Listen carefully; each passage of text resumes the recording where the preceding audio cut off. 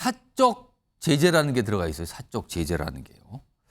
자, 많은 분들이 기억하고 계시죠? 이 돌려차기 사건이라고 이렇게들 알려져 있는데 그와 관련해서 최근에 뭐 신상 공개, 뭐 사적인 제재 아니냐 뭐 이런 얘기가 있었거든요.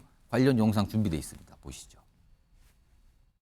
경찰서에 넣었더니 이미 재판 과정에 피고인이 돼버려서 자기들은 권한이 없대요. 그래서 지방검찰청에 청원을 넣었더니 지금은 2심을 재판 중이라 안 된대요. 저는 제가 처벌을 감수하고 제가 이제 진행을 한 것이고 이제 이로 인해 가지고 빨리 사법부에서 중요범죄 가해자에 대한 신상 공개에 대한 철저한 기준이 마련이 돼야겠죠. 그런.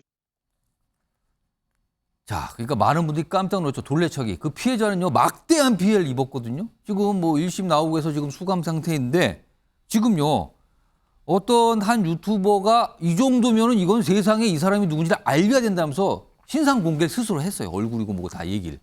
근데 이게 이제 어떤 법적인 다툼, 논란의 대상이 된 거죠. 그런데요, 다음 보겠습니다. 피해자가 좀 이렇게 언론을 통해서 얘기했거든요. 이 문제의 이 남성, 돌려차기한 남성. 구치소 동기가 말하기를 안에서 주소, 주민번호 달달 외우고 있다. 이 피해자 거예요, 이게. 달달 외우고 있답니다. 이거 왜 외우고 있습니까, 이거? 계속 탈옥해서 대로 한다고 얘기를 한다. 뭐 이런 얘기를 들었다는 거예요, 지금 피해자가. 그럼 이 피해자는 얼마나 공포심을 갖고 있는 겁니까?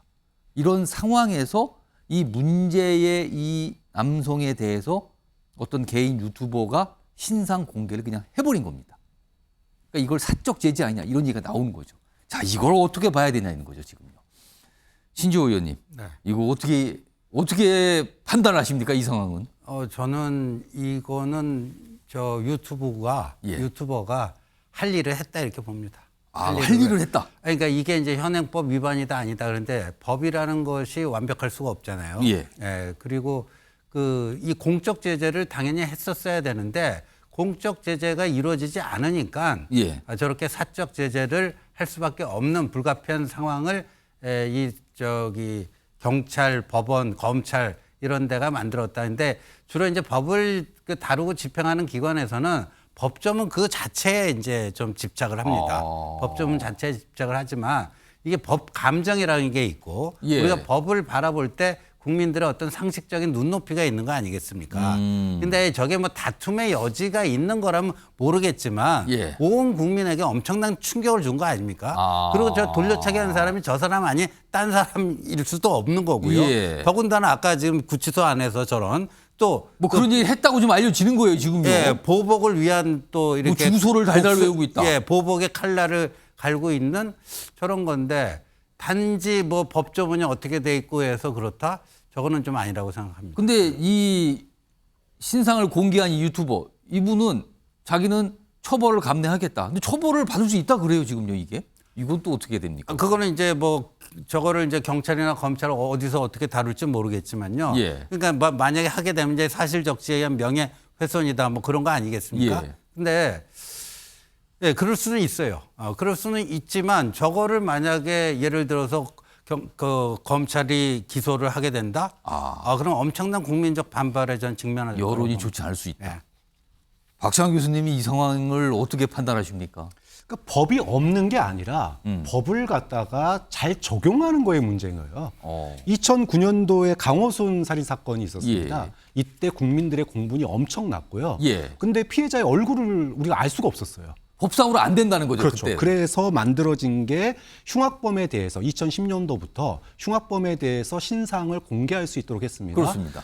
범죄 증거가 명확하고 이게 흉악범일 경우에는 경찰서별로 신상 공개 결정위원회에서 신상을 공개할 수 있도록 했는데 지금 이게 문제가 있는 게 약간 부족한 점이 있어요. 그러니까 경찰서별로 똑같은 비슷한 케이스인데 어떤 경찰서에서는 신상 공개하고 어떤 경찰서에는 신상 공개 안 하고 기준이 모호한 겁니다. 그럼 제각각이라는 겁니까? 그렇죠. 판단이? 이 기준을 갖다가 좀 명확하게 할 필요가 있다. 두 번째, 신상을 공개하는데 옛날 사진들, 잘 나온 사진들 이런 것만 나와요. 그건 다른 사람처럼 보인다는 거죠. 그렇죠. 그러면은. 그러니까 지금 현재의 사진, 그러니까 미국 같은 경우나 외국 같은 경우에는 머그샷이라고 그래서 체포했을 때의 사진을 갖다가 이렇게 그 번호표 들고 찍은 사진을 공개하잖아요. 예. 그러니까 현재의 사진과 체포됐을 때의 사진을 기자들이 찍게 하기 좀 그렇다. 그러면은 경찰에서 찍어가지고 공개할 수 그러네요. 있도록 해야 외국에는 되는데. 바로 직전 사진이 나오잖아요. 그렇죠. 그러니까는 그런 점에 있어서 지금의 어떤 신상 공개 제도가 일관성이 좀 약하고 그다음에 공개의 범위도 국민들의 눈높이에 예. 맞지 않는 점이 있기 때문에 지금 한 유튜버가 자신이 처벌받을 거를 감내하면서 지금 예. 신상을 공개하는 거 아닙니까? 그렇다면 국민들이 지금 박수 보내고 있어요, 여기에 대해서. 오. 그러면은 국회에서 이 신상에 관한 또는 행안부에서 신상 공개에 관한 결정을 갖다가 범위를 빨리 경찰들이 이거 혹시 내가 처벌받는 예. 거 아니야? 이런 두려움에 사로잡히지 않도록 공개의 범위와 그 기준 그리고 이런 부분들을 좀 더 확대를 해서 국민들의 알 권리 그다음에 불안함 그리고 사회적인 지탄이 선순환 작용을 할 수 있도록 예. 저는 보완 조치가 이루어져야 된다고 봅니다. 이번에 이 돌려차기, 이 짓을 한 이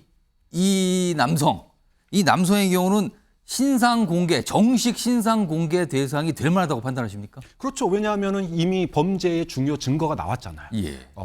본인의 DNA가 그 바지에서 검출됐고, 뭐가 좀 추가됐죠, 지금요. 그렇죠. 또. 그렇기 때문에 이미 저 증거가 명확하고 그 다음에 국민들로부터 지탄받을. 그럼 이제 누가 정말 모르는 사람에 의해서 집 앞에 엘리베이터에 예. 서 있다가 당한 거 아닙니까? 예. 그럼 어떻게 바깥을 나가겠어요? 예. 이런 국민들의 지탄을 받는 중대 범죄라면 충분히 국민들이 그 사람을 알 수 예. 있는 정보를 경찰이 제공해야 된다고 봅니다. 지금 신상 공개, 지금 현행 신상 공개 제도의 문제점을 좀 지적하셨는데 화면 좀 보시면 알 겁니다. 화면 좀 소개해 드릴게요. 이거 보세요. 범죄자 신상 공개 결정. 근데 실효성이 과연 있는 겁니까? 최근에 정유정 엄청난 논란이죠, 지금요. 근데 이 사진 공개됐어요. 신상 공개됐다고. 근데 이러고 다녀요. 이거 못 건듭니다. 이거 모자고 뭐고 그냥. 이러고 다닙니다. 그리고요. 고유정 아시죠? 이러고 다녔어요. 언론에 나오면 이러고 나오면 이게 뒷모습인지 이게 무슨 모습인지 알 수가 있습니까, 이거? 그리고요. 신당역 살인 전주환 같은 사람으로 보이십니까? 이런 게 공개돼서 이 사진이요. 자, 그럼요. 관련 영상도 있습니다. 확인해 보겠습니다. 살인죄 체포인데 긴급 체포하겠습니다. 수가. 오전 10시 32분경으로 살인죄는 긴급 체포하겠습니다. 왜요? 변호인을 설명할 수 있고 불리한 짓을 거부할 수 있고 체포 접수를 신청할 수 있어요. 그런 적 없는데. 우리가 다 안 했는데.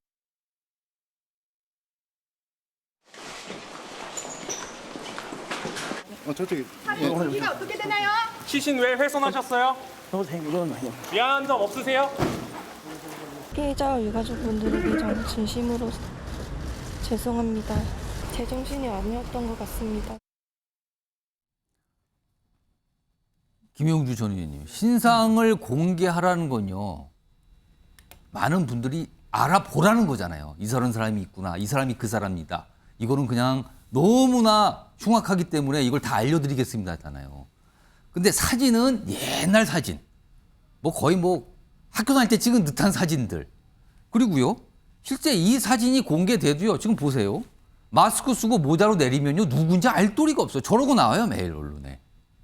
그리고 저걸 건들면 안 된다 그럽니다. 또 만지면은. 이거 신상 공개 실효성이 있습니까? 그러니까 이제 저기서 이제 개인정보 보호에 대한 권한이 영역들이 저는 흉악범에까지도 일반적으로 적용해야 된다라고 하는 부분들을 좀 손질을 봐야 될 것 같습니다. 예. 우선 어떤 공식적으로 하나의 보편적 기준을 가지고 흉악범으로 신상 공개를 하기로 했으면 가장 최신의 머그샷을 올리고 그다음에 실제로 저와 같은 이렇게 이동할 때 예. 기자들한테 했을 때도 수사관이 얼굴을 가렸을 때 마스크를 벗게 하거나 모자를 벗게 하는, 즉 마스크나 모자를 쓸 수 없게 하는 제재를 가할 수 있도록 예. 해줘야만 그것이 실효성이 있겠죠. 많은 분들이 고유정 머리카락 보세요. 이러고 나왔거든요. 이걸 네. 보고 많은 분들이요.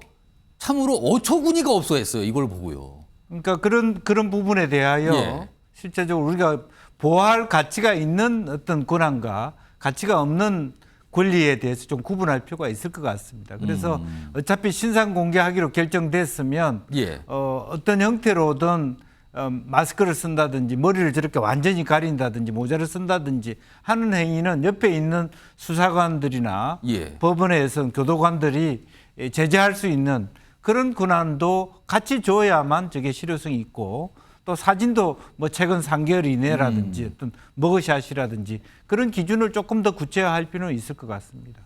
김지섭 위원장 체포되잖아요. 수감도 되고 사진 찍는 게 그렇게 어렵습니까?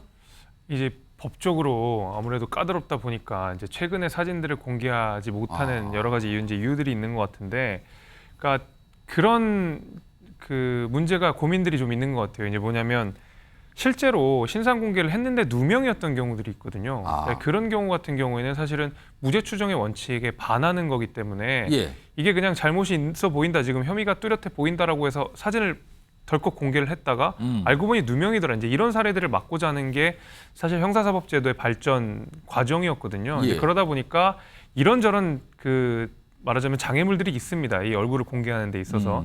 그래서 사실은 국민들께서 보시기에 어떻게 저 얼굴이 저 얼굴이냐, 그리고 저렇게 하느니 차라리 공개 안 하는 게 낫지 않느냐, 그러니까 비판이 못하러 공개를 하는 건가 그러면 그런 도대체? 비판이 나올 수밖에 없는 겁니다. 그 부분이 이제 대단히 아쉽기도 하지만 한편으로 또 우리가 머그샷만 가지고 이야기할 게 아니라 예. 아까도 우리 그 돌려차기 피해자 사건과 마찬가지로 피해자에 대한 지원이나 보호책이 너무 없습니다. 그러니까 가해자를 공개하는 면도 이 형사법제도에서 중요한 예. 문제지만 그 반대에 있는 피해자들을 보호하는 지금 제도가 너무 부족하다라는 지금 거. 이 피해자 굉장히 불안에 떨고 있을 걸로 예. 보입니다. 지금요. 그러니까 지금 가해자가 누구냐에 모든 전 국민 시선이 다 쏠려 있지만 사실 피해자가 겪고 있는 피해에 대해서는 우리가 제대로 되지 못한 관찰이 있다 보니까 아무래도 예. 이제 그런 부분들이 같이 좀 개선이 되면 좋겠다 이런 생각 갖고 있습니다. 뭔가 좀 부족합니다. 확실히 부족합니다. 뭔가요.